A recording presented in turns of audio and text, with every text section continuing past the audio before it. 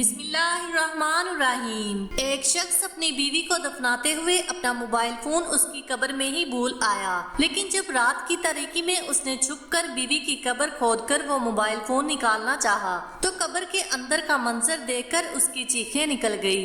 میری شادی کو ابھی 3 مہینے ہوئے تھے کہ مجھے اپنی بیوی کے مر جانے کی دردناک خبر ملی۔ میں تو سوچ بھی نہیں سکتا تھا کہ میری اتنی محبت اور پیار کرنے والی بیوی، جس سے میں ابھی تک کھل کر محبت کا اظہار بھی نہیں کر پایا تھا، اتنی جلدی چلی جائے گی۔ میں نے اس کی محبت کو پورا کرنے کے لیے کسی بھی قسم کی کوئی کمی نہیں چھوڑی تھی۔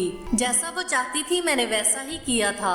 زندگی نے میرے اوپر اتنا بڑا ستم کر دیا کہ میری بیوی بڑی جوانی میں ہی مجھے چھوڑ کر چلی گئی، لیکن بیوی کے مرنے کے بعد ہی اصل کہانی شروع ہوئی تھی۔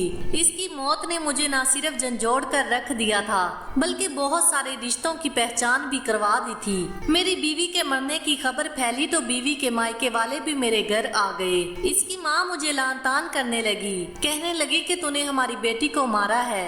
وہ شادی کرتے ہوئے تو بہت خوش تھی، کہا تجھے ذرا بھی شرم نہیں آتی نا، میری بیٹی پر اتنے ظلم کیے ہیں تو نے، اس لیے وہ بیچاری بولی ہی نہیں اور گھٹ گھٹ کر اندر ہی اندر مر گئی۔ میں ان کو کیا سمجھاتا کہ میں تو اپنی بیوی سے ابھی تک کوئی تعلق بھی قائم نہیں کر سکا تھا، تو میں اس پر کیا ظلم کرتا۔ ہم دونوں کا رشتہ ابھی تک بہت بےتکلف والا تھا، اس لیے میں اس کے قریب نہیں ہو سکا تھا۔ وہ بہت ہی شرماتی تھی، میں اس سے بات کرتا تو وہ منہ دوسری طرف پھیر لیتی تھی۔ اس سارے چوہے بلی کے کھیل میں ایک اور بات ہوئی جس نے مجھے بہت پریشان کیا۔ میری بیوی کے مائکے والے کہہ رہے تھے کہ ہم اپنی بیٹی کی میت کو اپنے گھر لے جائیں گے اور اپنے آبائی قبرستان میں دفن کریں گے، جبکہ میرے گھر والے بول رہے تھے کہ اب وہ ہماری ذمہ داری تھی، اس لیے اسے دفنانا بھی یہیں پڑے گا۔ لیکن بیوی کے مائکے والوں نے ایک بہت زیادہ ضد پکڑ رکھی تھی، کسی بھی صورت وہ اپنی بیٹی کو یہاں دفن نہیں کرنے دینا چاہتے تھے۔ وہ مجھ سے کہنے لگے کہ تم نے جیتے جی اس پر جی بھر کر ظلم کر لیا ہے، لیکن اب مرنے کے بعد ہم اسے یہاں نہیں چھوڑ سکتے۔ یہی کچھ کہہ کر ان لوگوں نے میت کو یہاں سے نکالا اور اپنے گھر لے گئے۔ میں بہت زیادہ پریشان تھا، لیکن میری اس سے نسبت ختم تو نہیں ہونے والی تھی، میں بھی اس کے ساتھ ہی چلا گیا۔ بیوی کو دفن کرتے وقت میں بہت پریشان تھا۔ میں نے جب اسے لحد میں اتارا تو میرا جسم کانپ رہا تھا، مجھے اپنی موت یاد آ رہی تھی۔ میرا دل تو یہی چاہ رہا تھا کہ بیوی کے ساتھ ہی اس قبر میں دفن ہو جاؤں، لیکن ایسا نہیں ہو سکتا تھا۔ تبھی مجھے پیچھے سے کسی نے دھکا دیا، میں نے پیچھے مڑ کر دیکھا تو وہی آدمی تھا جو میری بیوی کو یہاں لانے پر بہت زیادہ ضد کر رہا تھا۔ وہ مجھے دیکھتے ہی غصے سے بولا کہ آپ اس قبر میں لیٹ جاؤ گے، نکلو یہاں سے۔ مجھے اس کا انداز بہت عجیب اور نفرت والا لگا۔ میری بیوی کی قبر پر جلدی جلدی مٹی ڈالی گئی اور پھر تدفین مکمل ہوئی۔ میں کچھ دیر وہیں پر بیٹھنا چاہتا تھا، لیکن وہی آدمی سب کو کہنے لگا کہ تدفین اسلامی طریقے سے ہو چکی ہے، اب یہاں پر کھڑے ہو کر تماشا مت لگاؤ، سب لوگ یہاں سے اپنے اپنے گھروں کو چلے جائیں۔ اور پھر وہ مجھے دیکھتے ہوئے کہنے لگا کہ سب لوگ اپنے گھروں کو چلے گئے ہیں اور تم کیا اب اپنی بیوی کا ماتم کرتے کرتے اس دنیا سے چلے جاؤ گے، تم بھی اپنے گھر جاؤ۔ میں بہت پریشان تھا اور بیوی کا صدمہ بھی تھا، لیکن یہ موقع ہی ایسا تھا کہ میں زیادہ بول نہیں سکتا تھا۔ میں چپ چاپ اپنے گھر آ گیا، میرا دل بری طرح سے رو رہا تھا۔ کسی دوست کو فون کرنے لگا تو میں نے جب اپنی جیب میں ہاتھ ڈالنے کے لیے موبائل نکالا تو میری جیب میں موبائل فون نہیں تھا۔ یہ دیکھ کر میری قدموں تلے سے زمین نکل گئی، مجھے بہت پریشانی ہوئی۔ میں سوچنے لگا کہ شاید راستے میں کہیں گر گیا ہوگا۔ پھر مجھے یاد آیا کہ قبرستان سے آتے ہوئے میری جیب ذرا ہلکی تھی، کیونکہ اس وقت میں صدمے میں تھا، اس لیے میں اتنا فرق محسوس نہیں کر سکا۔ میں اپنا موبائل فون قبرستان میں ہی کہیں بھول آیا تھا۔ میں فوراً وہیں اسی قبرستان میں پہنچا تھا جہاں پر میری بیوی کی تدفین ہوئی تھی۔ قبرستان پہنچتے ہی میری نظر پورے قبرستان پر پڑی، لیکن مجھے میرا موبائل کہیں نظر نہیں آیا۔ تبھی ایک بڑا آدمی میری طرف آیا، شاید وہ بھی اس قبرستان کا گورکن تھا۔ مجھ سے پوچھنے لگا کہ اتنی رات کو یہاں کیا کر رہے ہو؟ میں نے کہا کہ بس چچا میں اپنا موبائل فون شاید یہاں بھول گیا ہوں، وہی تلاش کرنے آیا ہوں۔ تم اپنا موبائل فون کہیں قبر کے اندر تو نہیں گرا آئے ہو؟ چچا نے بڑی حیرانگی سے مجھ سے پوچھا۔ میں چونکا اور سوچنے لگا کہ شاید ایسا بھی ہو سکتا ہے، کیونکہ اصل میں جب قبر میں دیکھ رہا تھا تو مجھے کسی نے قبر سے ہٹانے کے لیے کمر سے پکڑ کر پیچھے کی طرف کھینچا تھا۔ شاید اسی دوران میرا موبائل فون قبر کے اندر ہی گر گیا ہوگا۔ یہ بات سن کر میں لرز گیا، کیا میرا موبائل اس قبر میں گر گیا ہے؟ لگتا ہے کہ اب مجھے قبر کھودنی پڑے گی۔ تو توبہ کرو میاں, کیسی باتیں کرتے ہو. وہ آدمی اپنے کانوں کو ہاتھ لگانے لگا. ایک چند ہزار موبائل کے لیے تم اللہ کا اتنا بڑا قانون توڑو گے, اور ویسے بھی اگر تمہاری بیوی کے مائکے والوں کو پتا چلا تو وہ سب کے سب اٹھ کر یہاں آ جائیں گے, وہ تمہیں زندہ نہیں چھوڑیں گے. تم ایسی باتیں ہرگز مت کرنا, وہ یہی سوچیں گے کہ تم نے ہی ان کی بیٹی کو مارا ہے. میں یہ بات سن کر حیران ہو گیا کہ اس آدمی کو میرے گھریلو مسائل کے بارے میں کیسے پتا چلا تھا. یہ ایک گورکن تھا جس کو یہ بھی پتا تھا کہ یہ میری بیوی ہے اور اس کے گھر والے مجھ سے ناراض ہیں, اور یہ تو میری بیوی کے مائکے کا قبرستان ہے. شہر میں عموماً ایسی تفصیلات نہیں بتائی جاتی, نہ ہی کوئی دوسرے کے خاندان کے بارے میں جانتا ہے, پر یہ گورکن عجیب تھا. جس طرح اس کو معلومات تھی میں بڑا حیران ہوا لیکن چپ ہو گیا. اس وقت غم ہی اتنا تھا کہ میں فوراً اپنے گھر لوٹ آیا. آ کر میں نے یہ بات اپنی ماں کو بتائی. میری ماں کہنے لگی کہ ارے بیٹا, اس میں پریشان ہونے والی کیا بات ہے, تم ایسا کرو کہ دوسرا موبائل فون لے لو, پریشان کیوں ہوتے ہو. اب اگر بیوی کی وفات کے بعد تمہارے پاس موبائل فون بھی نہیں ہوگا تو تمہارا دل اور بھی زیادہ پریشان ہوگا. اپنا دھیان بٹانے کی کوشش کرو, میں تمہیں پیسے دے دیتی ہوں, تم جا کر اپنے لیے نیا فون خرید لو. میں نے کہا امی, اس نمبر پر تو میرے کافی سارے جاننے والے تھے, لیکن چلو آپ کہتے ہیں تو میں ایسا ہی کروں گا. آپ مجھے پیسے دے دیں. میری امی نے مجھے پیسے دے دیے تو میں اپنے لیے نیا موبائل فون خرید کر لے آیا. میں نے اس موبائل فون میں نئی سم ڈالی, لیکن پھر ایسا ایک واقعہ پیش آیا جس نے مجھے مزید پریشانی میں مبتلا کر دیا. رات کے تقریباً 12 بجے تھے. میرے فون پر سگنل نہیں آ رہے تھے. اچانک سے سگنل آئے تو میں نے پہلا نمبر جو ملایا وہ میرا پرانا فون تھا. شاید میں سگنل چیک کرنے کے لیے ایسا کر رہا تھا. میرے تو ذہن میں گمان بھی نہیں تھا. میرا خیال تھا کہ بس میرا موبائل قبر میں کہیں گر گیا ہے, اب تو وہ ختم بھی ہو گیا ہوگا. لیکن جیسے ہی میں نے فون کا نمبر ملایا تو اس پر بیل جانے لگی. سن کر میرے رونگٹے کھڑے ہو گئے. مجھے عجیب سا ڈر لگنے لگا کہ میرا موبائل قبر کے اندر ہے اور وہاں پر اس کی بیل جا رہی ہے. لیکن اگلے ہی لمحے جو ہوا اس نے تو مجھے مزید حیران کر کے رکھ دیا. میرا فون اٹھا لیا گیا تھا, اور پھر جو ہوا اس کو دیکھ کر اور سن کر میں اس قدر حیران اور پریشان ہوا کہ میں تجسس سے مبتلا ہو کر اپنی جگہ سے اٹھ کھڑا ہوا. ماں بھی حیران تھی کہ یہ میں کیا کر رہا ہوں. میری اماں مجھ سے پوچھنے لگی. میں نے جواب دیا, اماں میں اپنی بیوی کی قبر پر جا رہا ہوں. لیکن کیا ہو گیا ہے تمہیں؟ پہلے موبائل کا بہانہ بنا کر گئے تھے, اب کون سی آفت آ گئی ہے کہ رات کے اس وقت تم اپنی بیوی کی قبر پر جا رہے ہو؟ اماں مجھے جانا ہوگا. یہ کہہ کر میں گھر سے نکل گیا. میں نہیں جانتا تھا کہ میری ماں میرے پیچھے کتنا پریشان ہوئی ہوں گی. ابھی میرے دل میں صرف اور صرف ایک ہی خیال چل رہا تھا, اور وہ تھا کہ میری بیوی کا خیال, کیونکہ جو کچھ میں نے سنا تھا اس کے بعد میں خاموش نہیں بیٹھ سکتا تھا. میری پوری ذمہ داری بنتی تھی کہ میں اس معاملے کی تہہ تک پہنچوں, اس لیے میں اپنی بیوی کے آبائی قبرستان پہنچ گیا تھا. مگر جیسے ہی میں نے اندر قدم رکھا تو وہی گورکن مجھ سے ملا اور کہنے لگا, ارے میاں تم بار بار یہاں کیا ڈھونڈنے آ جاتے ہو؟ مجھے دیکھ کر وہ غصے سے بولا. میں نے بھی کہا کہ آپ اپنے کام سے کام رکھیں, آپ کا کام قبریں کھودنا ہے, آپ اس حد تک ہی رہیں. آپ مجھ سے بار بار سوال کیوں کرتے ہیں کہ میں یہاں کیوں آتا ہوں؟ لیکن میاں میں تو تم سے ہمدردی کی وجہ سے پوچھ رہا تھا. اس نے مجھ سے کہا, تمہیں اس قبرستان کا نہیں پتا, میں یہاں کا گورکن ہوں. ہر آنے جانے والے پر نظر رکھنا اور یہاں کی ذمہ داری اٹھانا میرا ہی کام ہے. میں نے گورکن کو ساری بات بتا دی.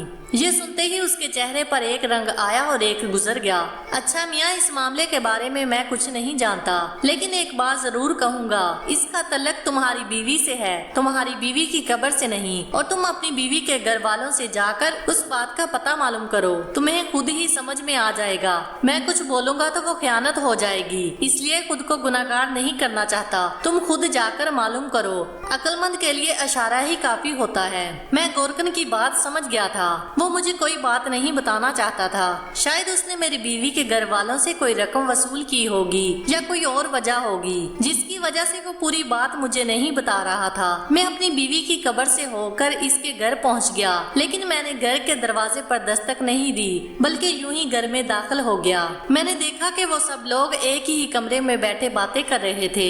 گھر کے باہر والا حصہ بالکل خالی تھا, وہاں کوئی بھی موجود نہیں تھا. اس لیے میں چلتا ہوا اس کمرے کے قریب پہنچ गया जहाँ बैठकर वो लोग बातें कर रहे थे। मैंने देखा कि इन सब के चेहरे पर बेपनाह गुस्सा था। लगता था कि जैसे वो अभी उठकर मुझे मारना शुरू कर देंगे। वो बात कर रहे थे कि मेरी बीवी के बारे में। वो लोग ना जाने मेरी बीवी पर गुस्सा क्यों कर रहे थे। तभी मेरा हाथ एक प्याली पर लगा और प्याली गिरकर टूट गई तो सब लोगों की तवज्जो मेरी तरफ आ गई। वो लोग मुझे यूं ही देखने लगे जैसे मैंने इस घर में चोरी कर ली हो।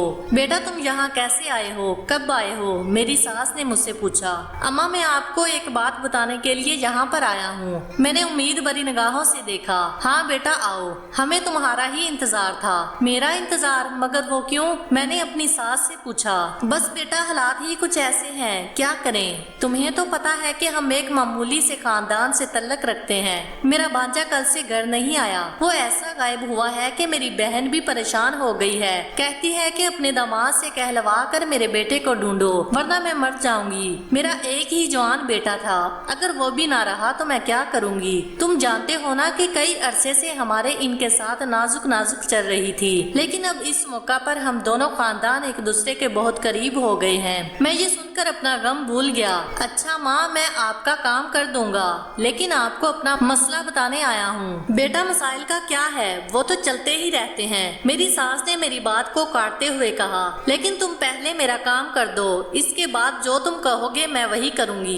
मैंने अपनी सास से बहस करना मुनासिब नहीं समझा। वहाँ से एक और जिम्मेदारी लेकर मैं वापस अपने घर आ गया था। मैं अपनी बीवी की कब्र खोलना चाहता था, क्योंकि जो कुछ मैंने सुना था मैं इसको जानना चाहता था कि उसके पीछे आखिर क्या बात है। मेरा दिल बहुत अजीब सा हो गया था। मैं चाहता था कि मैं अपनी बीवी की कब्र खोलूं, कब्र कशाई करूं, लेकिन कोई भी मुझे इस बात की इजाजत नहीं दे रहा था। कोई मेरी इस बात पर यकीन नहीं कर रहा था। इसलिए मैंने सोच लिया था कि जो कुछ करूंगा मैं खुद ही करूंगा।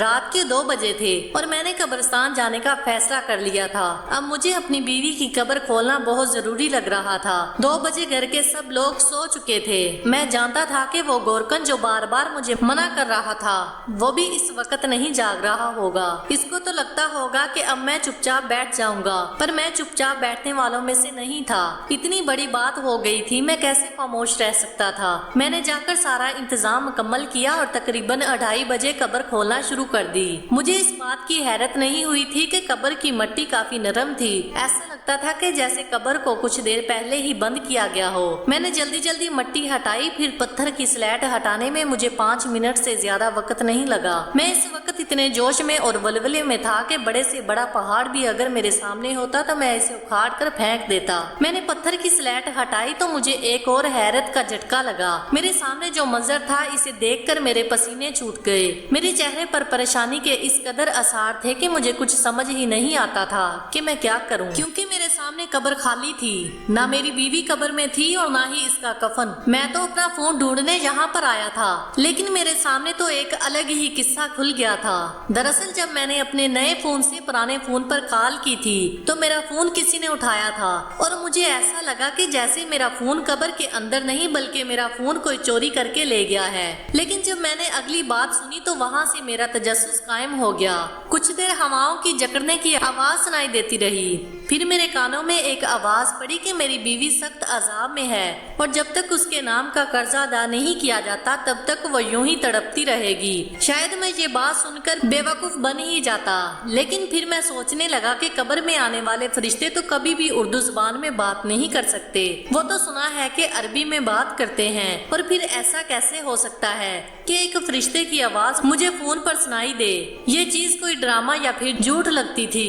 ऐसा हकीकत में हो ही नहीं सकता था। बहुत सारे लोगों ने कब्र में कैमरे और माइक रखने की कोशिश की थी, पर आज तक किसी फरिश्ते की आवाज किसी इंसान के कान में नहीं पड़ सकी। ये अल्लाह का राज है और अल्लाह ही जानता है। इसीलिए मैंने अपनी बीवी की कब्र खोदने की ठान ली थी, लेकिन कब्र के अंदर के मंजर ने तो मुझे हैरान ही कर दिया था। कब्र में ना तो कोई मुर्दा था और ना ही कफन। इसीलिए अब मैं अपनी बीवी के घर वालों के पास गया और मैंने वहाँ जाकर कहा कि मैंने आपकी बेटी की कब्र खोदी है, लेकिन मेरी बीवी और आपकी बेटी की मैयत वहाँ पर मौजूद नहीं है। कब्र अंदर से बिल्कुल खाली है। मेरे ससुराल वाले मुझ पर गुस्सा करने लगे कि मुझे ये बरहमती करने की इजाजत किसने दी थी। मेरी बीवी के भाई बकायदा मुझे मारने पर आ गए थे।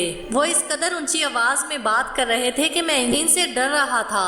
आपको ये सब कुछ नहीं करना चाहिए था। मेरी सास मुझे कहने लगी कि तुम्हें ये सब कुछ नहीं करना चाहिए था, लेकिन मैं कभी भी अपनी बीवी के लिए बुराई नहीं सोच सकता था और ये बात चाहकर भी मैं इनको नहीं समझा सकता था। इनको तो मैं ना जाने कसाई, जालिम और जलागिरा लग रहा था।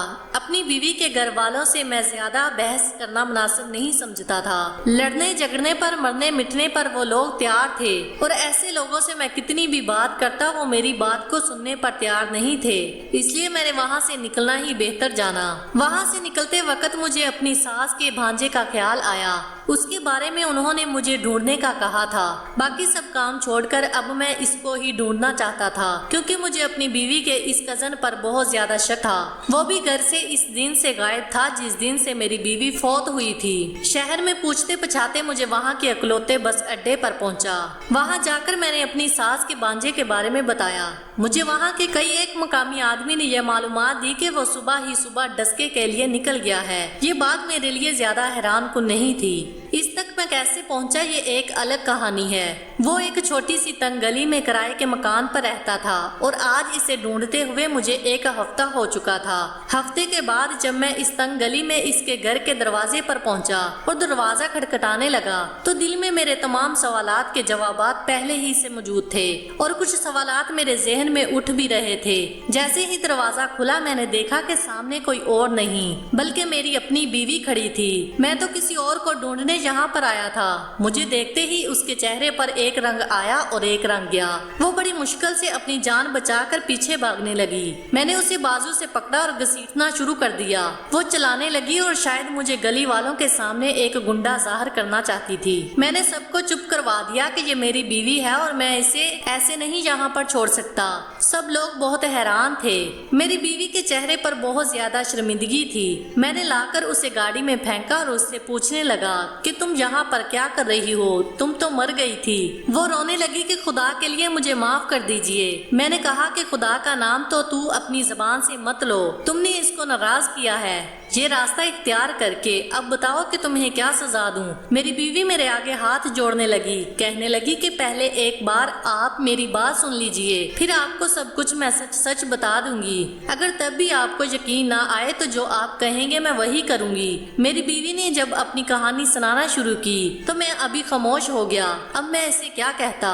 उसने बताया कि जब से वो बड़ी हुई है इसके घर में इसके खानदान वालों का आना जाना लगा रहता था। एक दिन उसका कजन जो कि इसकी खाला का बेटा था अक्सर उनके घर आता जाता रहता था। एक दिन मेरे कजन ने मुझसे कहा कि वो इसे मॉडलिंग करवाने के लिए दूसरे शहर लेकर जाएगा। वो खूब पैसा कमाएगी, मशहूर हो जाएगी, इसके घर की गुर्बत भी खत्म हो जाएगी। वो भी उसकी बातों में आ गई, फिर उसके साथ चल पड़ी।